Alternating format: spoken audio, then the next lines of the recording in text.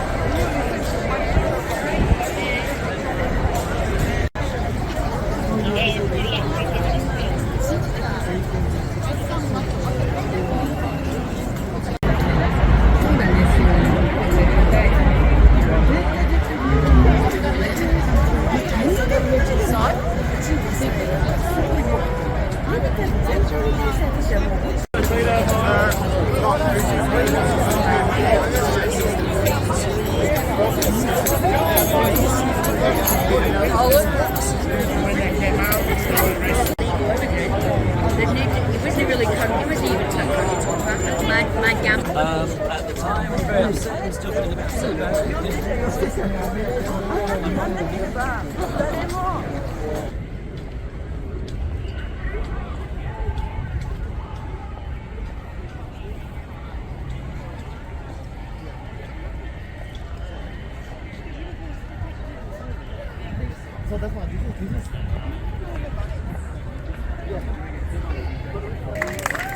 Thank you, brother.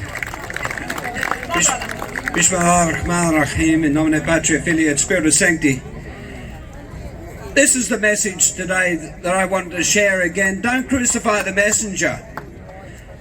I appreciate some people think it's a bit irreverent. We're stealing a religious icon for the movement for freeing Julian Assange. But you've got to remember that before the cross was ever a symbol of faith, it was an icon of imperial power. The cross was something devised by the empire not simply to efficiently execute their enemies, but to publicly humiliate and torture those who didn't bow the knee to them in a public way so that others would see and cower. The cross was their way of saying that we are all powerful and you are nothing. If you think back to 73 BC, I think it was, the revolt of Spartacus, the only successful, semi-successful slave revolt against the Roman Empire. It ended with 6,000 men being crucified along the Via Appia. You couldn't leave your home to go out and get lunch with the kids without seeing the tortured bodies everywhere of those who didn't bow the knee to the empire. This was their icon. This was their way of saying, we are powerful and you are nothing.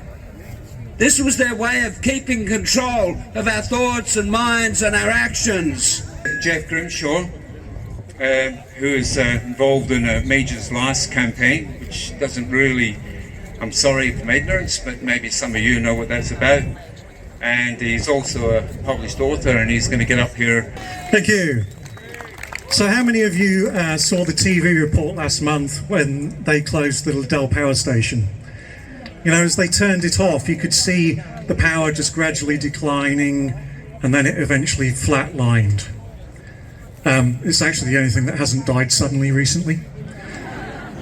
But I thought it's a perfect metaphor for what they're doing to our country and to our economy and to our way of life, slowly killing us all.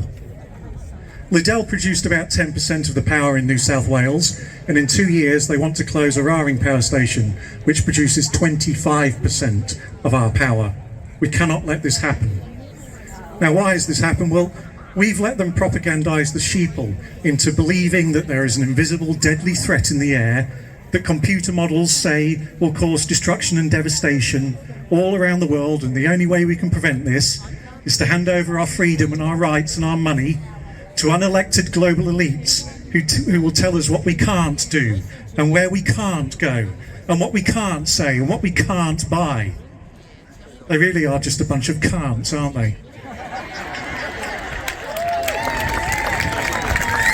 Does this all sound familiar?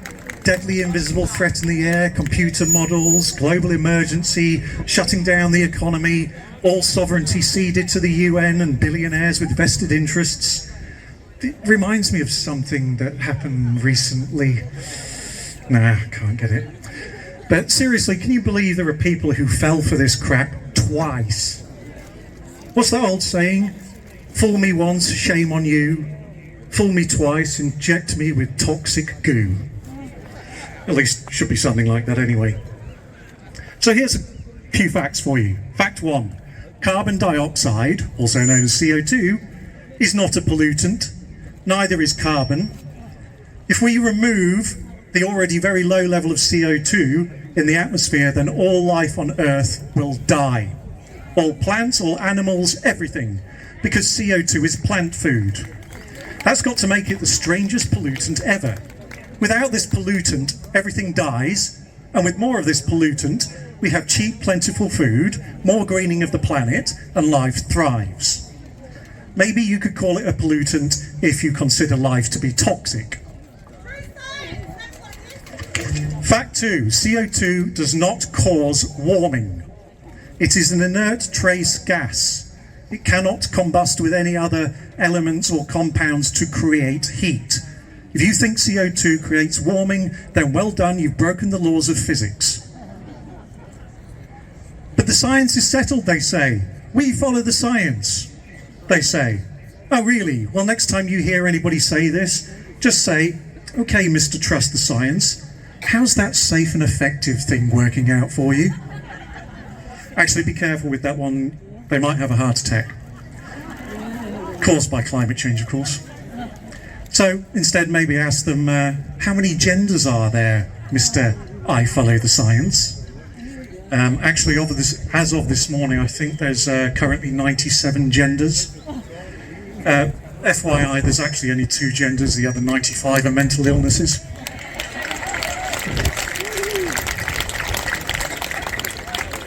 Fact 3. Cheap, reliable energy is critical to modern society. Western civilization was built on coal and the brilliant people who worked out how to build steam pumps and then engines and then turbines. And these machines did all the work we used to do manually or with animals, transporting goods and transporting people, harvesting food, grinding grain to make flour, to make bread. Actually, we used to use one method prior to engines to do that. Anyone know what that was? Yes, wind power, windmills. Wind power, the 14th century technology, so progressive. And then we used coal, oil and gas and they are organic fuels to make thousands of other products, and most importantly, fertilizer. You cannot make fertilizer without hydrocarbons, and without fertilizer, billions will starve to death. Apparently now nitrogen is also a pollutant, and they're using this lie to shut down farming. Understand this will never end. They will always find new ways to shut us down and control us. We are their cattle now. So if you're opposed to the extraction of organic fuels, that's coal, oil and gas, then you're in favour of global genocide. It's as simple as that. You're not green, you're not environmentally friendly, you're genocidal. So what are we going to do about this? Very quickly to finish up. There's a couple of things we can do. We think we're powerless, we're not. Who's with AGL? Anybody with AGL? Well, if you are with AGL, then boycott them, stop them, change your providers, because AGL are the people who shut down Liddell. It's pretty much owned and run by Mike Cannon-Brookes, the Australian version of Bill Gates. So switch from AGL, boycott them, and go to another provider. And if you've got shares in AGL, sell them. Go with someone like Origin and say, if you shut down Eraring in 2 years, then we will dump you as well. And another thing to do that you can do is we need to slap our friends in the face and say, wake up. Because too many people are still asleep. When you hear them complaining about power prices and energy prices, you say, yeah, but this is your fault. Because you keep voting for the major parties, Liberals, Labour and Greens, who are doing nothing to improve our lives and everything to destroy it. Stop voting for the major parties. That was the purpose of the majors' last campaign last year. Vote for the minor parties. They might not be perfect, but they're a hell of a lot better than the current clown show that's running the joint. So, thank you for listening. Thank you for being here. I'll be hanging around after. I've got copies of my book, Trigger Warming, which debunks the global warming fraud. And remember to keep fighting, because we are the resistance, and we say loud and clear, no, you can't. Thank you. Thank you. That was David Grimshaw. Rush out and buy his book. The next speaker probably doesn't need any introduction. David McBride, who, as we know, is undergoing some deep trauma with our government, who are trying to put him away in prison for 20, 30 years for just simply telling us what's going on in our foreign wars. And this is a man like Julian who should be exalted. He should be put in a high place. We should be, we should be voting for him. But instead of that, he looks at spending a long time in prison. And people like you and me and all of us here, we can help him, and a lot of us are. But the main thing is that we keep fighting for the freedom of whistleblowers across the board. We've got to know it's our country, it's our people, these are our waters. We have to protect them. We have to be able to protect each other.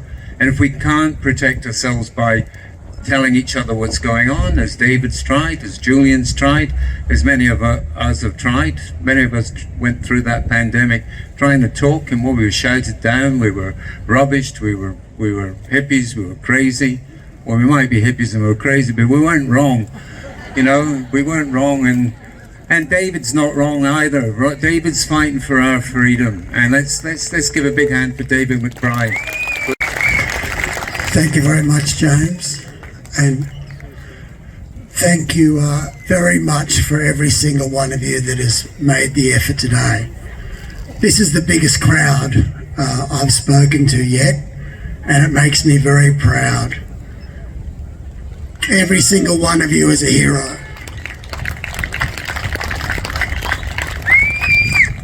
The essence of being a hero is that you stand up. It's not about getting accolades. It's about standing up in the face of abuse and of hatred, which you've all experienced. You'll be rubbish tonight. If this is covered on the mainstream media, it'll be in a negative way. Yet you still turn out.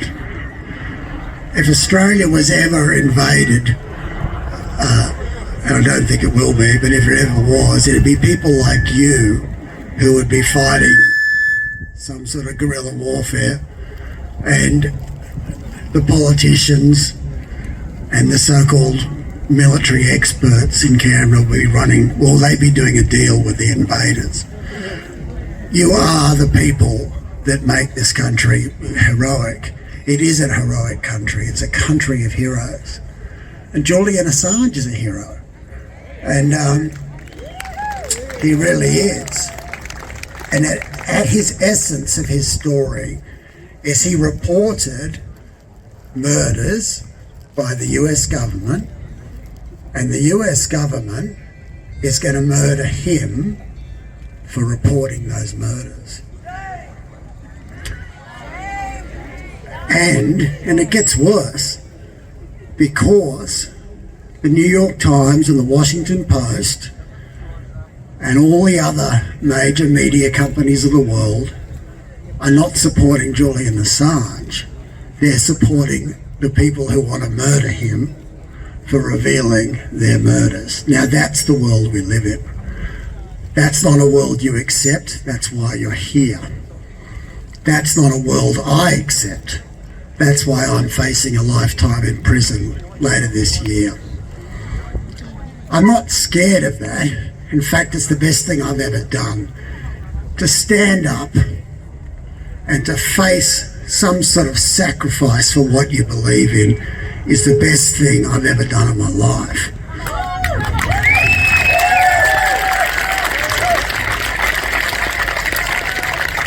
I do it for people like you, and I can do it with my head held high with the support of people like you. I've never felt so proud to be an Australian when I stand in front of a crowd like this, and when I get messages of support from everyday Australians like yourselves. It makes me feel like they can't give me a long enough prison sentence, because there is nothing like standing up in the face of bullying, of bullshit, of absolute abuse of power that we see today. And why is it done? It's mainly done for money. The people, for greed, that's right. The people have sold us out. They've done it for greed.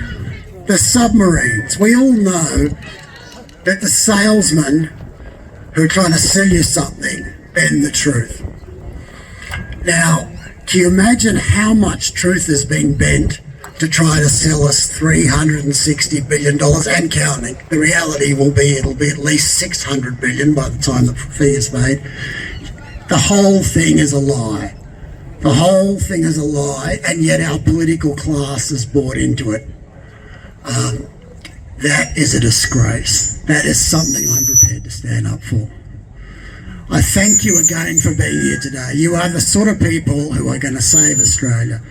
I ask for solidarity. We're all from different groups, and think about the similarities rather than the differences. Together we are strong, and all of us bind together. If you're an activist, because at the end of the day what unites us is we are against bullshit. We are against bullshit in any form. We don't want to be lied to by the government. We don't want to be lied to by the media.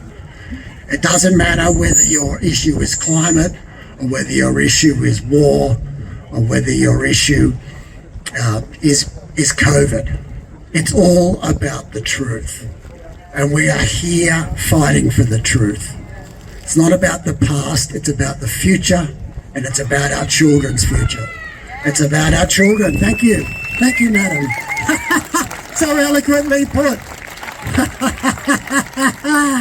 It's about the children. It is about the children. I've got 2 daughters, and I hate to think that the world they're going to inherit, unless we stand up, unless people come after us, we will be vilified. We are hated on as if we are some terrible rowdy mob, but we only want a better future for Australia, and we want all the sacrifice that has gone on in the last however many years, the convicts, the immigrants that came here for something better. We want that not to be wasted, and that's why you're here, and I thank you so much for all your efforts, for standing up for what is right and not giving a damn about what people say about you or what people think. No, none of us will stand up for each other, we'll fight for each other, and no one will ever beat us. Now, next speaker is Julian's father, John, who's spent a good part of, well, probably more than 10 years now, fighting for his son's freedom on a daily basis. You know, I don't know how he does it, I don't know how he gets the energy. If it was my son, I don't know how I could do it. I don't know where he gets his strength from. I think it's probably from crowds like this, or from where? Somewhere? Oh, God, someone mentioned. Yeah, well, it's good to hear a bit of God. But yeah, John's going to get up and give us a few words of wisdom. And he's worked so hard for us and for his son, which is the same thing. It's our freedom. It's our freedom, isn't it? All right, John, where are you? Give it to them. Thanks, James. Boy, what to say? Thanks for coming. Gather round and I'll tell you a story. It has 3 parts to it. Let's say it's got a beginning, a middle and an end. The first part is the 21st century. The most obscene, grotesque, murderous impulses that you could possibly imagine. One after the other, after the other. Iraq destroyed, 1 million dead. Libya destroyed, 60,000 dead. Sudan now in a civil war. Ukraine, 1 million casualties on both sides. I don't take sides, I just appalled at our contribution to that murderous impulse. Afghanistan, 350,000 dead.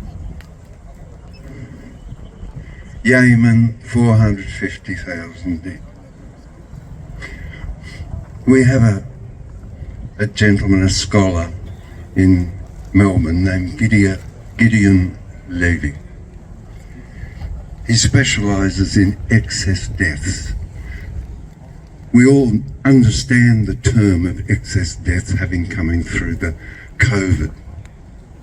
We understand that it's possible to calculate what the expected reproduction rate in a society is and calculate the excess deaths from that.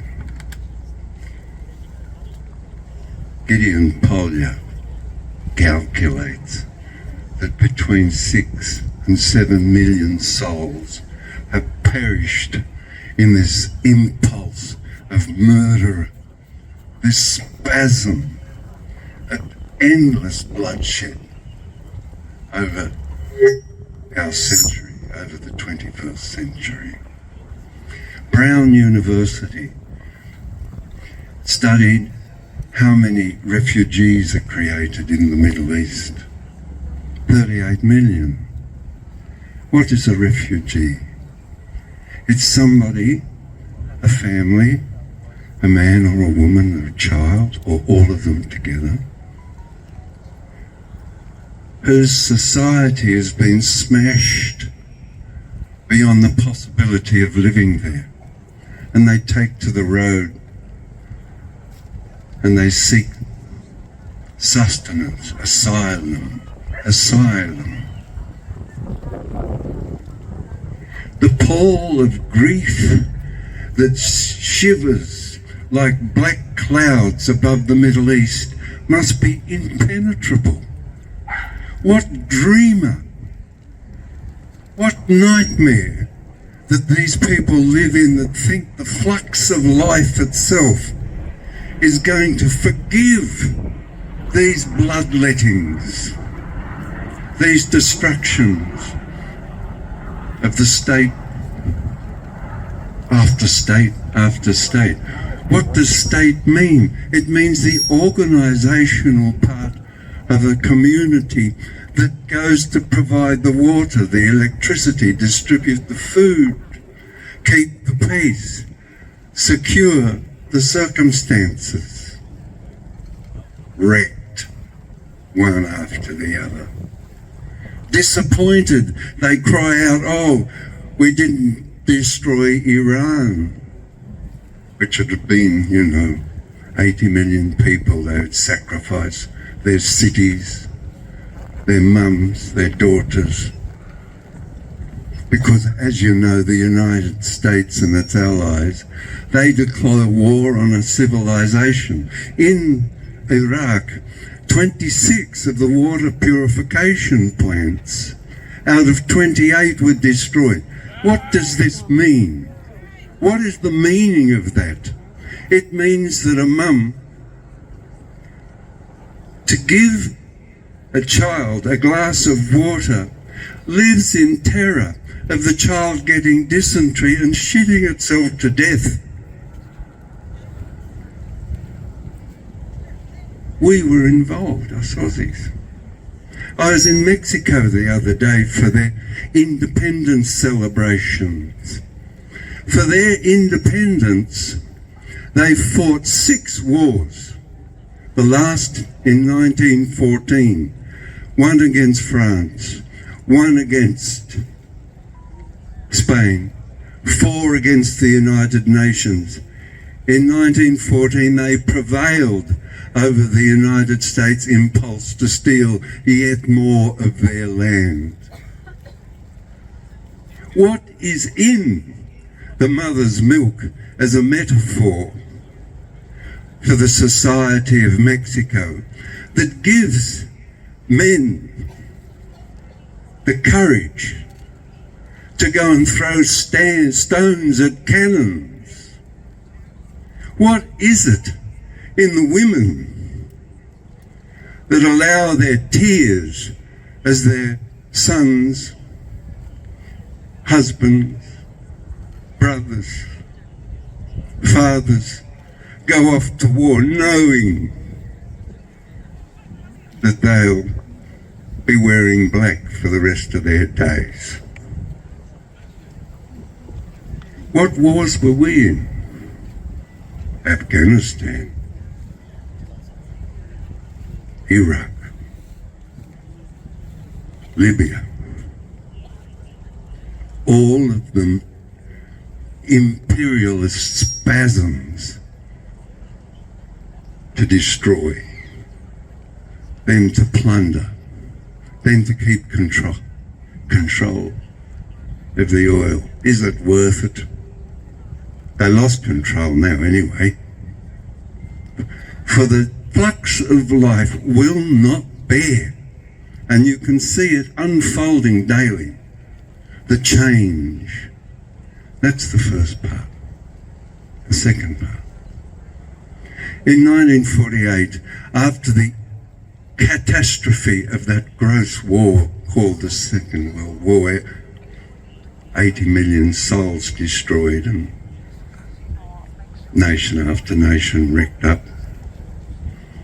an Australian, 3rd President of the United Nations, an Australian, Herbert Vere Evatt,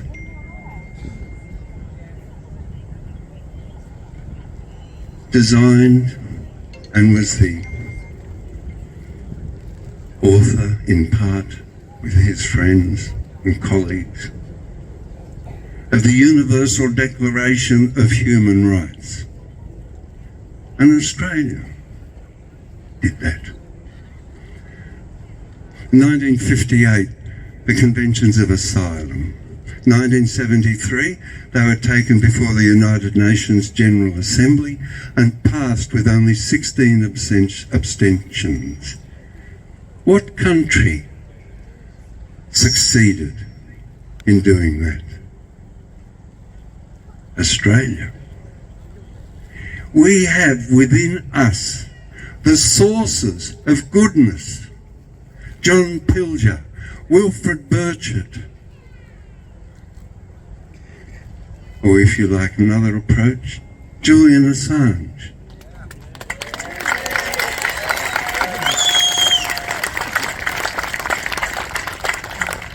And I'm not blowing our whistle in this. I'm just saying that we are of substance on both sides of the ledger.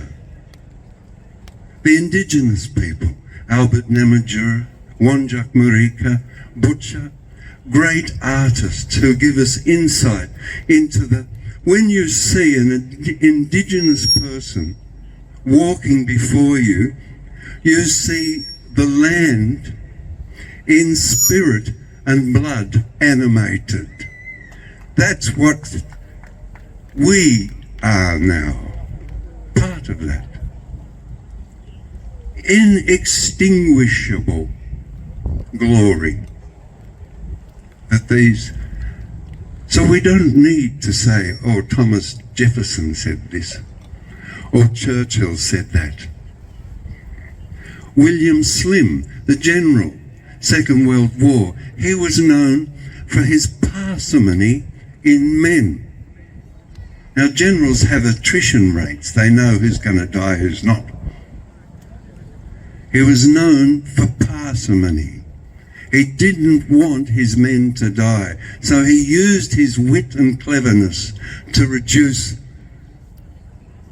the deaths as far as he could, as far as possible. Pretty good, huh? Our substance creates men like that. The last part.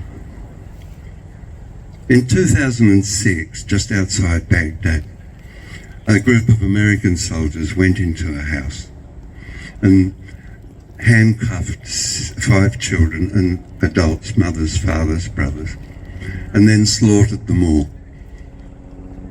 All of them, that little family. Calling in an airstrike to obliterate their crime. The airstrike destroyed partially the house. So a report was written and by the United States ambassador to Iraq. He thought it was secret. Years later, it was released by Chelsea Manning, published by WikiLeaks, read in its entirety by the Iraqi parliament and their bureaucrats and their people. They gathered this wrecked up, destroyed place. They gathered their courage. Mother Courage came to them and said to the United States and its allies, we are not signing the Status of Forces Agreement. You'll have to remove your troops, which Obama did. The point I make is that all the suffering that Julian has endured and endures with your spiritual assistance and practical application, all of that suffering that those 2 saints, well, they're men and women, endured, brought an end to a war.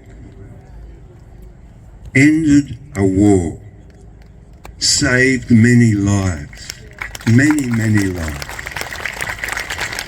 So I reckon we ought to acknowledge our forefathers. I reckon we ought to hold high the creations of our soil and say, we are with you. You are an example for us. Not look beyond our shores. There's plenty of riches in spirit and soul here. So I want to, end with the understanding that although there's been great suffering, there is many, many lives saved. And to have faith in what I call the flux of life, that it will turn on those and embarrass them. $368 billion for 4 submarines, which the United States is never, ever going to hand over to us the capacity to build those for ourselves. Never. They don't want our independence. To have our independence and sovereignty, we have to take it. It's there. It's like grace. You reach out your hand and take it. It's free. Thank you, everybody. Thank you. We're just going to have Kate up at the moment to do a little speech on smart cities. Is Kate, are you around? Or have you fell asleep? Or are you joking? Where's Kate? Hi everyone, my name's Kate Dillon and I'm not used to using a microphone, so apologies for any horrible noises that come out. I'm a writer for DidYouKnow.inc. You might have seen the flyers coming around and some of you might have been handing them out all around the state, so if you have been, thank you very much. A few points on smart cities. So with smart cities, how many of you have heard of smart cities? Okay. Well, I probably won't be able to educate you much then, but it's a real Trojan horse. Smart cities have been sneaking into our organisations and into our communities and into the government since about 2016, when Malcolm Turnbull first announced them for Australia. The smart cities are also referred to as futuristic cities, 6 cities, the greater cities, smart precincts, smart zones, habitats and thank you, habitats and human settlements, so a bit like a zoo. Smart cities are presented as a carrot, and of course they're presented as being altruistic, pro-social, good for the community, environmentally moralistic, community orientated, and where you'll be sharing all resources, so you will own nothing and be happy because you can rent anything that you need or share with the rest of the community. With the community in a smart city, they call that communitarianism, and communitarianism is all about putting the community before individual rights, and that also includes your civil liberties and your right to speak and have your say. And as you know, communitarianism was brought to us through COVID, where your individual rights were squashed, okay, and the greater good was put out there as the thing that we all needed to abide by, and you were coerced and abused to make sure that you did that. I'll pick that up later. Okay. And look, smart cities look great on the surface. They have been presented to us as something that's convenient, that is going to make our life better. Thank you. That is going to make our life better, and that it's going to be beneficial. But that's just face value. So when you look underneath and under the layers and under the floorboards of the smart cities, it's anything but beneficial for us, and it's anything but convenient. Smart cities run on the Internet of Things and digital ID, okay? It runs on complete coverage of digital coverage using 5 and 6G, which is, of course, as some of you know, that's being webbed all over the country by Telstra, Ericsson and Starlink as well. And smart cities are peppered throughout Australia. So as of today, over 25% of local councils are piloting smart city projects to various degrees. And some of you may know that Newcastle is a UN sanctioned smart city, and they even fly the UN flag on their town hall. Smart cities are a UN and a World Economic Forum project. And as I said earlier, it's been snaking through into Australia for a number of years, and now they are starting to implement the digital side of that across the board, and that's scary. So across Australia all up, we have around 135 councils that are signed up for smart cities, but just because your council may not be officially signed up, that doesn't mean that they're not implementing smart city projects and aspects throughout. So anytime you hear the word innovative, digital, convenient, it will have something to do with a smart city. And of course you have those organisations that are very tightly wound into the smart city project, and these cerebral clowns across the park here are one of those. Google strong-armed their way into Australia by threatening the government, and that's how they ended up here with a head office. And of course they've done the same thing in New Zealand as well. And we know that they're responsible for completely censoring you and I, okay, particularly since COVID started as well. But Google's not the only one. We have the likes of Microsoft, BlackRock, Bill Gates, and Australia's own Andrew Twiggy Forrest, who is also pushing the smart city agenda. With smart cities as well, you won't just be surveillanced and monitored and tracked, but your movements will be limited. We will be geo-fenced into zones, such as is happening in Oxfordshire and Sheffield in England. And there have been people over there obviously taking notice of that, removing bollards, covering up the CCTV to remove the opportunity to monitor and surveil everybody.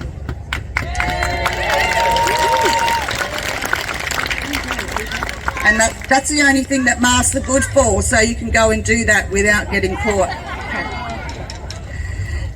AI, of course, is also included with that as well, and as we know, there's a big push for AI right now, and personally I see it as a dangerous thing. And of course, with AI has no room for reasoning. When AI is fully implemented into a digital-based smart city, there will be no room to talk your way out of or make an excuse for an innocent act that you've done. AI will enforce the fines and the narrative without question. You might have also seen in New York, they're now using their robot dogs to patrol, yeah? So I don't think it will be long before we see something like that here as well. And of course, the smart cities, well, that is like a robot dog, isn't it? Keeping you all under control. So there'll also be no privacy in a smart city. And of course, if you go out of your zone, it may be that you are fined if you don't have your permission papers to travel outside. If you do travel outside of your zone without proper exemption papers like the Fourth Reich requires, then you may well likely be fined, okay? So anything that you do against the narrative is going to cost you money. And also with transport as well, with the smart cities, you'll be walking or cycling within your 15, 20 or 30 minute city. 30 minutes city or a 20-minute city, it doesn't mean driving 20 minutes, it means walking or cycling for that 20 minutes. There may be public transport, but you will not be using your personal car. And then, of course, also just be aware that New South Wales Government Department has sent staff members over to Saudi Arabia to The Line, which is a 20-minute zero-car smart city happening in Saudi. And they're on a 12-month secondment to gather information for the transport needs for New South Wales. Okay, so if you think that it's not going to happen here, think again. With the smart cities, you need to be looking at where conversations and community consultations are happening by the Greater Cities Commission. Also, anything that's passed by your council. So you need to get active if you can. Get to your council meetings, see what they've got to say, present your side, engage with the Greater Cities Commission as much as possible, send in your submissions and your opposition, and demand true consultation as well. Don't just take their flowery, excuses and answers at face value. You need to be pushing them for real answers of what's going to happen in your town, when is it happening, how is it happening, who's involved, and what kind of voice do you have as a community. So your freedom is not just about what the government's taking away from you as a whole and what they have so far, but what's about to come. Thank you very much. Now, where are you, Derek? Here we are. The Aussie Cossack, who's done a lot to organise this, has recommended that Derek give us a bit of a yarn about unifying our wonderful country. Thank you. Hi, everybody. Thank you for coming. How the hell am I going to follow those great speakers? I have no idea.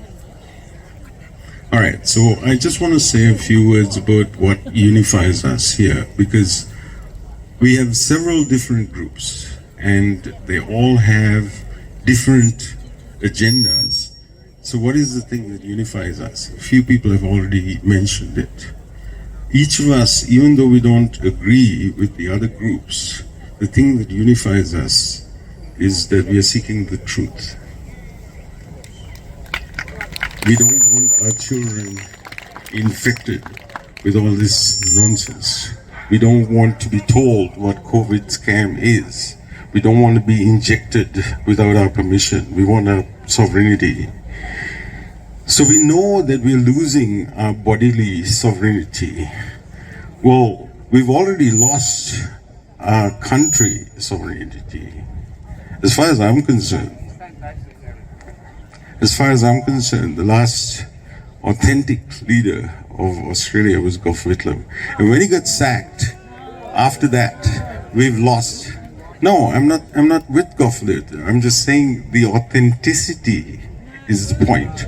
After that, we've been a vassal of America. And starting, I'm not saying he is a good guy. I'm talking about the authenticity. We don't have authentic leaders anymore. They're puppets. That's what I'm talking about. We're a vassal of America. There's a big war coming. There's 130 bases, American bases in Eastern Europe surrounding Russia. This war started in 1991 with the collapse of the Soviet Union and the colonization of Eastern Europe by NATO. And we don't hear about it. We only hear about 24th of February. Oh, Russia bad, they invaded Ukraine. Well, no, there's a lot more going on than that. There's an American coup which displaced the democratic government in Ukraine in 2014 and installed a puppet government. So what we have now is a Nazi government. They're celebrating their heroes, their Nazi collaborators from the Second World War. It's a new Ukrainian identity. It's erasing the 1,000 years of Russian history.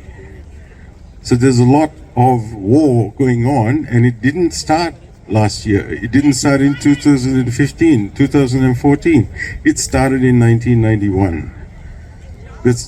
And what's going to happen now is Ukraine is going to get chopped up into pieces, and pieces is going to go to Poland, another piece will go to Hungary, and most of the south and the east are going to go back to Russia, where it belonged. The problem is that all these tiny states that they had, Lithuania, Latvia, Estonia, they can't exist as countries. So what the US has done, the West, the collective West has done, is they've seduced them into believing that they're countries. They don't even have standing armies, but they're all part of NATO. So what we have is US, Europe, NATO against Russia. That's the big war. That's the Third World War, and it's already started as far as I'm concerned. So what unifies us is we're all seeking the truth. And there's a lot of people who believe in people power. I used to believe in people power. I used to believe in democracy. But guess what? The problem is that's bottom up. Power can't come from the bottom to the top. And if you don't believe that, look at what we have now. We have a totalitarian government. They're telling us about mandates. They don't consult the people. They're going to go for $360 billion worth of war. And that's just the beginning. The point is, if the government is not consulting the people, they're no longer democratic. It's totalitarian. So all of us here, each of us with our own different agenda, are fighting a totalitarian government without actually calling it a totalitarian government. You know, the last speaker who spoke about smart cities, everybody's going to end up being a prisoner. We're going back to the serfdom of feudal systems before monarchies. That's how bad it is. And we're sleepwalking into the Third World War because no one's mentioning it in the media that it's actually a big war. So what we have to understand is if we are going to stand for the truth, we need to stand for the truth together. And we need to know where the truth is. Where is the truth? Each of us can have our own personal truth, but that doesn't count. There is a thing called absolute truth. There is a thing called absolute reality. So what we have to do is conform our mind to absolute truth, not the other way around. What God has said, it's in the Bible, 6,000 years of history of all civilized nations on the planet. Monarchies work. That is the only power structure. Power falls from the top down. When Pontius Pilate questioned Jesus Christ, he said, where do you get this power? He said he won't get this power except that God has given it to him. So power comes from the hierarchy, from the top down. It does not come from the grassroots democracy upwards. That's a complete seduction. And that's why it's failing. We can't tell the government not to do a mandate. We can't tell the government not to go with the WHO pandemic treaty in which you won't have any choice about what is injected into your body. You won't have any choice about how much arms you send to Ukraine. Forget Ukraine, it's going to be the whole of Europe. You won't get a choice about when we go to war with China. I mean, people are arguing about $360 million worth of subs, and that they're deep water subs. Yes, they're deep water subs because we're going to attack China. They're not for coastal defense. Wake up. Why is the RBA government changing? Because it's a foreign bank, and they're going to pump millions, billions of dollars in here to fund the war. It's a big war, and it's coming. So finally, what unifies us is seeking the truth that is absolute, that's outside ourselves. And the reason that it's absolute is because it comes from God. The traditional Catholics and the Orthodox in the Eastern Church understand this. But most of us in the Western Church, we're already Protestantized. We already have this idiotic idea that we can decide what truth is for ourselves, that we can interpret the Bible for ourselves. No, it doesn't work. We have to have an absolute truth. So what I'm saying is, get unified, get close to God, because this is a big war, and it's a spiritual war. What they want, I said this before, what they want, do you know what the spiritual war is? It's between Jesus Christ and the devil. Do you know what the commodity is? That's right, your immortal soul. So whatever the hell you do on earth, when you die, you will go to a permanent place in eternity, and that's permanent. And that's what we're fighting for. So you either go with God by conforming your mind to absolute truth, or you go with the Satanism that is coming through the West, the global elites, the mass murders that John Shipton talked about, the smart cities, the vaccine mandate. Choose carefully. Thanks for listening. Thank you very much, Derek. That was wonderful. We're just going to have a lady up called Maya Nama. I think most people are probably familiar with the potential ramifications if these amendments go through, and the power that the WHO will have, no longer being just a recommendation in their health approach, but actually being legally binding. For anyone that isn't familiar, the website is australiaexitsthewho.com. It's the easiest way on the homepage. We've got this parliamentary petition there. Please go on the site, click on the link, confirm the email to make your vote count.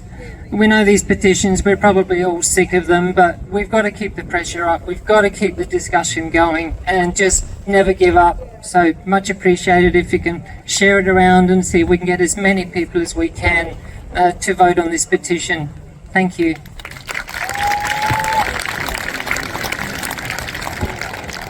Thank you very much, Mayama. Yeah, she's going to go talk us about free press and democracy, something that we haven't really had for a long, long time. Free press, that'd be nice, wouldn't it? Pick up a newspaper and it's got some facts in it, huh? I have to press a button. No, just go. Don't look too far forward though. Okay. Hello. I wrote this speech in anticipation of President Biden coming to Australia for the Quad meeting of 4 nations. But President Biden cancelled his visit. What a letdown. The Australian people were looking forward to talking with the President. On the internet, sorry, I just managed the paper.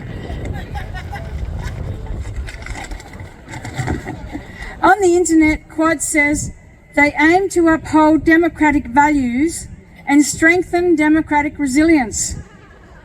They talk about freedom, a free and open region, freedom of navigation, free economy, but nothing about free press, nothing. Yet this month, President Biden said free press is a pillar of democracy. So what is the role of free press in democracy? Julian Assange tells us that true democracy is the resistance of people armed with the truth against lies. Every day, ordinary people teach us that democracy is free speech and dissent. For once we, the people, stop speaking out and stop dissenting, once we are distracted or pacified, once we turn away from each other, we are no longer free. For true democracy is the sum of our resistance. That's what Julian says. It's not a static thing. It's dynamic. It's the work of the people. And it's ongoing every day. It's us right now, right here. In fact, Julian says, perhaps it is the making of these advances and being involved in the struggle that is good for the people. The process is part of the end game. It's not just to get somewhere in the end. Rather, it is the process of people feeling that it's worthwhile to be involved in that sort of struggle. He recommends that we educate each other, celebrate those who reveal the truth, and denounce those who poison our ability to comprehend the world that we live in. He says, the quality of our discourse is the limit of our civilization. That's why we need free press. To do democracy, we need to know what's going on. We notice the role of the mainstream media in Julian's persecution, censoring stories about him, or even participating in the campaign to smear his character. Look across the mainstream media, the Sydney Morning Herald, the Australian, the ABC, the BBC, the CNN. There's a dead hand uniformity in their silence against Julian. It's as though somebody whispered in their collective ears, "Don't tell the whole story, distract and pacify." Let's be clear, it's not their job to save him or condemn him. It's their job to tell us the truth so that we can make up our own minds. As Julian says, true and complete information is the raw ingredient needed to make a just and civil society. Without that, we're just sailing in the dark. So seek out the independent media. They are leaving the main press behind because they're interested in exploring the whole story. Julian encourages us to learn how the world works, challenge the statements, actions and intentions of those who seek to control us behind a facade of democracy. To that end, we must make demands of our leaders.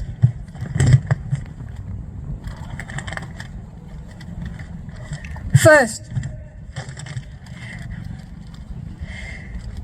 we demand the US drop the charges against Julian Assange. Set him free.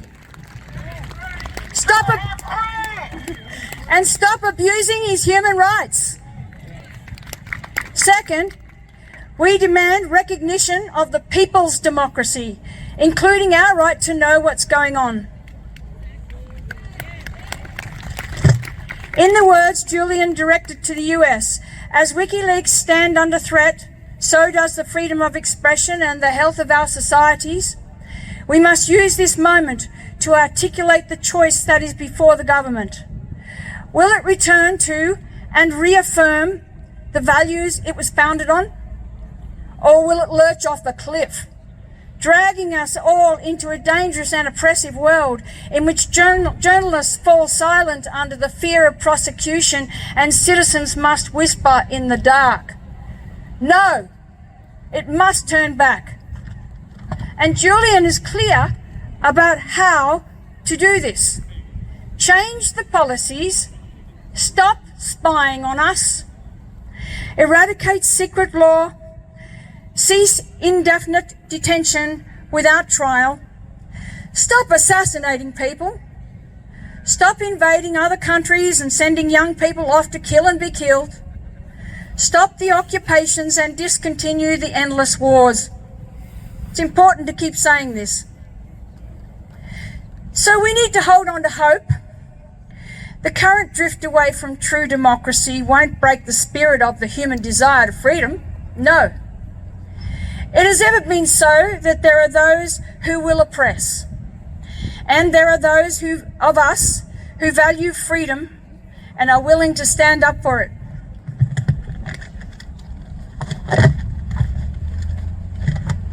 Tell our leaders that free press is essential to the people's democracy. Tell our media we want all the information and we have the right to the truth. Free Julian Assange! Thank you, Trace. That was very inspirational. We've got a lady now who's going to give us a bit of, I was going to say light entertainment, but I haven't actually heard the poem. It might be really heart-wrenching, but she's in a wheelchair here. Susie Palmer. Okay, Susie, here's your microphone. Hopefully it will want feedback. You should be right there. I will be right. Hello, beautiful people, come together. This poem is called My Kin, My Friend. All in this together, you and I, with souls united, we'll touch the skies. Of our minds, we'll climb in deep. sovereign people of freedom we speak. Sharing hearts, each other's sparks, we'll guide each other out of the dark, into the light, love's home again. It's great to meet you, my kin, my friends. On each other we can depend. Thank you. Someone now speaking, Robert from the Common Law Assembly. Sounds like we did school, wasn't it? Assembly, I remember that. Weren't allowed to wear jeans. Are you the same Robert that spoke to me before? God, everyone looks different. Yeah. Thank you, James. You're wonderful. Good afternoon, beautiful people. I look around and think we've definitely got the catalyst for change. Look around, all these people around you. What I'd like to share with you quickly is just one very quick Bible verse. And it comes from Romans 12:2. So we've got 12 numbers in the clock, got 2 ears. And it goes like this. Do not conform to this world, but be transformed by the renewing of your mind, that you may do what is good and perfect in the sight of God. So you think about that for a minute, to be transformed. And if I can give you a very quick metaphor, if you look at a butterfly and it goes into a cocoon, and it's through that metamorphosis that it comes out to be a beautiful butterfly. The attributes of that butterfly is nothing like what the caterpillar had. It can soar the skies, it can fly. It's completely beautiful, completely converted creature. So what I'm asking, or what we're asking, is empty your cup. All that deception that you've been taught, all that garbage, or all that bullshit you've been taught up until now, empty that. And fill it up. Fill it up with God's law, God's grace, our sovereignty. Just going to keep it super simple, and thank you very much. God bless. In Jesus' name. Thank you. Thank you. We're going to wrap it up with one last... okay, so this one is about Mr. Wong, who's been locked up for a very long time. And we've got a couple of nice young ladies here who are going to talk about Wilfred Wong, and it's Jess and her friend, and Dee. And they're just going to give you a brief... This is someone else that's been locked up for a long time and probably end up being locked up. And, you know, we have to broaden our horizons. I mean, half of America's locked up, especially the black ones, the Hispanics, the Aboriginals in Australia. I mean, we've got a lot of people locked up around the world that we've got it free. And so we've got a big job on, but Jess is going to give us a bit of information about someone else who's been locked up for exposing the truth. Here. Thank you.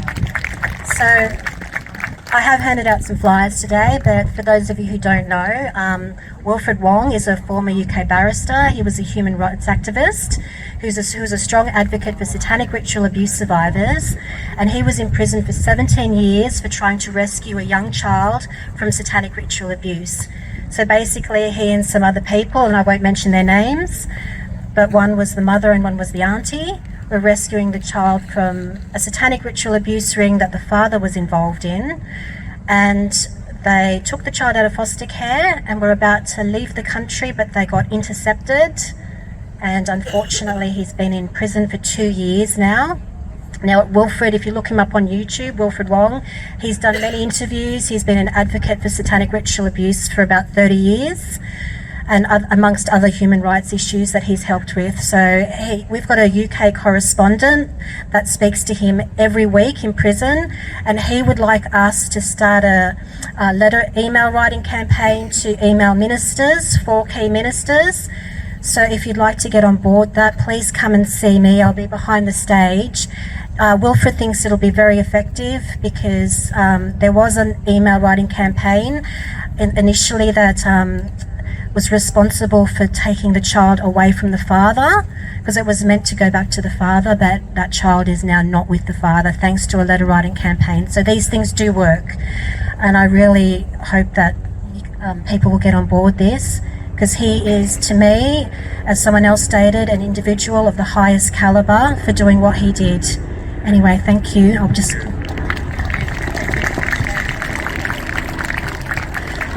I'd just like to extend on the fact that it's everybody's responsibility to look after children, whether they're yours or not. If you see something that's not right, it is our duty to act on it. Okay? Now, at the moment in this country, we have suppression orders. Who knows about the suppression orders? Okay, and who do they protect? They protect politicians, people in the legal arena, and ex-PM is on that list as well, noted by Senator Bill Heffernan in 2015. He wanted it reopened, and it has not been reopened. So these filth bags, sorry, I don't have another name for them, okay, in Parliament, as far as I'm concerned, they're either pedophiles or pedophile protectors. And what is our legal system doing about it? Okay, so for those that don't know much about SRA, we have our very own survivors in Australia as well. There's quite a few. They're coming out more and more. The unfortunate thing with the Woods Royal Commission, a lot of them suicided after that because it went nowhere. Because when they found out that there was all these high-profile pedophiles on a police document, the courts decided to put a suppression order on it, because the people will lose faith in the system. Sorry, we've already lost faith in the system. Okay? So what we need to do is to learn more about SRA. Now there's Rachel Vaughan, she's from South Australia. If anyone's interested in knowing what happened to the Beaumont children, okay, she's got various Facebook sites, Telegram sites, and she puts it right out there. And we've got leaflets, okay? The South Australian Police Force know where the Beaumonts are buried, but they will not bring them up, okay? Now this is filthy and it needs to be exposed. We need to protect our children. Okay? Beautiful. Okay, all right. Lift the pedophile suppression order. There's a petition going around. Okay, but we need to get it out there. And another thing, there's another lovely lady, a survivor, and she's actually implicated the royal family over in the UK. Her name is Jeanette Archer. She has a satanic ritual abuse conference, and it is on the 16th of July. If you can't make it over to the UK, it will be live streamed. We need to talk about this. Okay, stop hiding it. We need to protect the children. 20 to 25,000 children that we know of go missing in Australia every year. Where do they go? Save our kids! Okay, thank you. Yep, and Jeanette's got a Facebook page as well. Thank you, Jeanette Archer. If you want more information, just come over and see us. Okay, thanks very much. Just the Aussie Cossacks wants to say a few words to you all. He's spent a bit of time, as you know, he's in the... Right, Simeon? But just one second, Aussie. I just want before I go, I just want to say that 10 a.m. in the Archibald Fountain on Wednesday, which is in Hyde Park, Stella, Julian's wife, is going to be speaking there. So if you're there at 10 a.m., they're not going to be marching anywhere. If you're not doing anything, get along. She's a lovely lady, lovely speaker. John Shipton will be speaking and a few others. So if you're not doing anything on Wednesday at 10 a.m, the Archibald Fountain, Hyde Park, and Julian's wife will be there to give you the latest update on his health and stuff. All right, we'll put you on to the Aussie Cossack. Thanks very much, Aussie Cossack. Thank you. If you can hear me, make some noise. I think I can hear you all the way from the Russian consulate in Wallara. That was very loud. What a great bunch of people. I'm actually watching the rally live on a live stream. Very pleased to see a great bunch of people. Every single person here is a great Australian. There are many great causes represented here, and we're all united by Julian Assange, standing for Julian Assange. What a great Australian, and how embarrassing it is for Albanese, for Peter Dutton, for all of the Liberal and Labor governments who have allowed this to go on for so long. And shame on Biden for backing out. Shame on Bono for backing out and not rocking up to Australia to face the music. I don't know about you guys, but I think that this is directly related to Assange, the fact that he didn't come here because he knew that public opinion is against him. And we've seen how Albanese has now jumped on the bandwagon at the last hour, or the 9th hour, or the 11th hour. He's also now saying, let's free Assange. But where was he 5 years ago, 10 years ago, 15 years ago? Where were they all when it was people in this crowd, when it was individuals, when there was 2 of you and there was 3 of you, and the Assange protesters and activists defending his interests were there every Friday afternoon at Town Hall. And I remember seeing them. Sometimes there was 10 of you, there was 15 of you. Today there are thousands. So well done, Sydney. There are thousands marching today. What a beautiful sight it was to see. It's very humbling to our government here to see this, knowing that there are thousands of people marching for Assange, and that the freedom movement in Sydney is sort of now being formed up into one lane altogether for all the great causes. We see people here that are marching to point out the very obvious and disgraceful government-forced vaccine program, which has resulted in so many injuries to the point where now the government is paying millions of dollars in compensation. The government's paying millions of dollars in compensation to those who are injured by the vaccines, yet they're still censoring people through big tech, which is why we're at Google today, to tell Google that it's not their place to shut down people's opinions, especially when those opinions were literally saving lives.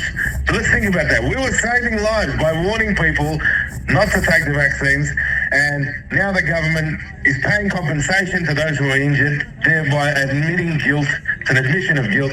Big tech is out of control. We can see it's spiraling out of control. Big tech, Google, Facebook, censoring freedom of speech, and also the very dangerous trend towards artificial intelligence. I'd like to say a huge thank you to Julian Assange's father, John Shipton, and commend him on his bravery. And throughout the many years, John Shipton has been, a real, brave father to his son. It's a very honourable campaign that he is leading, and we really hope, for the family's sake and for everyone's sake, for Julian's sake, for his health and for this country's sake, that he is freed soon. Because I believe that we are all Assange. Every single Australian will be freed if Assange is freed. And not only Australians, people all around the world, in South America, in Europe, in Africa, in Asia, in Russia. The Russians love Assange because they know that Assange stuck it up to the CIA and he stuck it up to the Americans. And it's a shame that the Russian government is more interested in Assange's freedom than the Australian government. Shame. Shame on the Australian government for that, and it's great to see, and especially the South American governments who have been doing a lot to speak up for Assange's freedoms, doing a great job. I want to make a quick note of all the great work here.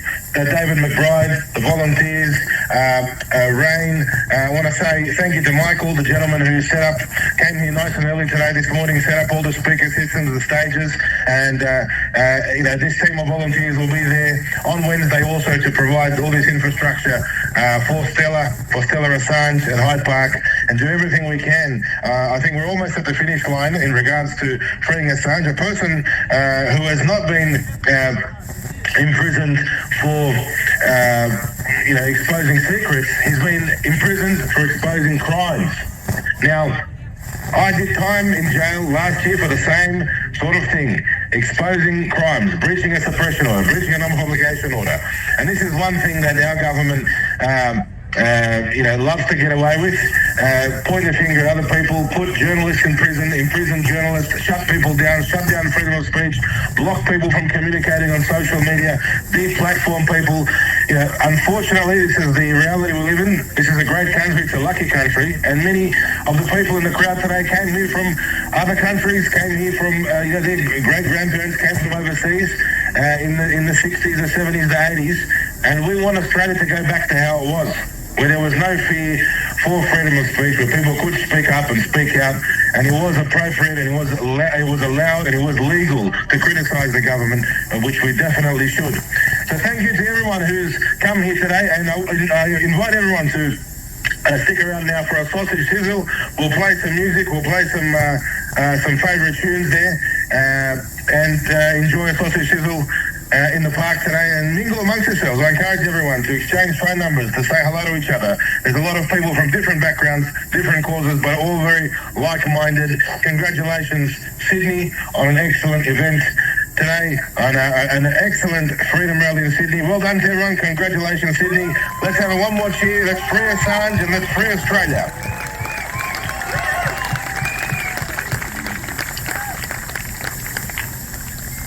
Thank you, Michael. Thank you, everyone.